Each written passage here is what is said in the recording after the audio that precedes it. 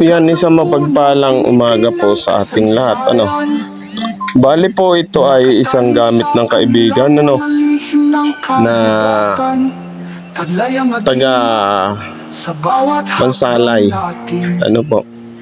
Ito pong pinakita niyang una ay isa sa mga nahukay na kasama ng mga antiques. Siya po kasi ay dating minero. Yan. Kung papansin ninyo, para siyang bubog lang. Pero yun nga, ang kapaliwanagan niya dyan, talagang kristal po yan. At ito po yung tinatawag ni Tatay Ding Rabino na Santong Hubad. Yan. Ganito palang itsura nun. Ito naman yung sinasabi na libo ng gabi. Kumbaga laman ng gabi na naging pato. Sa video pong ito ay disclaimer sa lahat ng hindi naniniwala. Yan, mutya po siya ng kalikasan. Kumbaga singaw ng kalikasan. Ito naman po yung original na Bato Balani na galing pa po sa kanyang naging kasama sa trabaho na isang katutubong mangyan. Alam niyo naman po kung para saan gamit ang Bato Balani.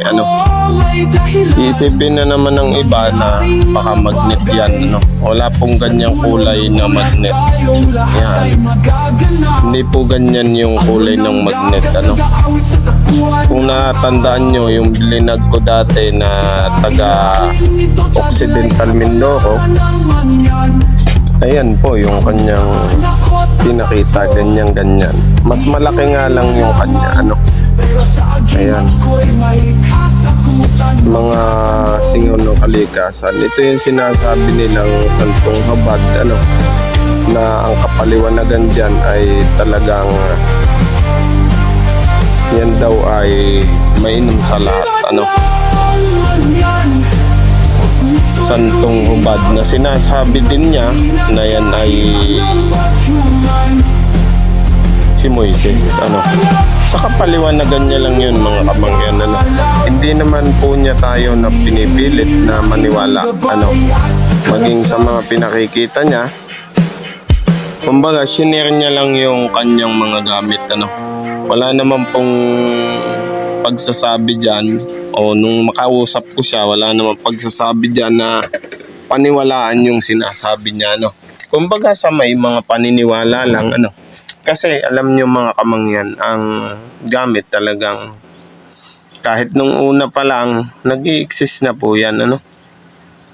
Mga bayani gumagamit ng mga agimat, anting-anting, mga medalyon, may mga mutya, may mga talandro. Shoutout po sa lahat.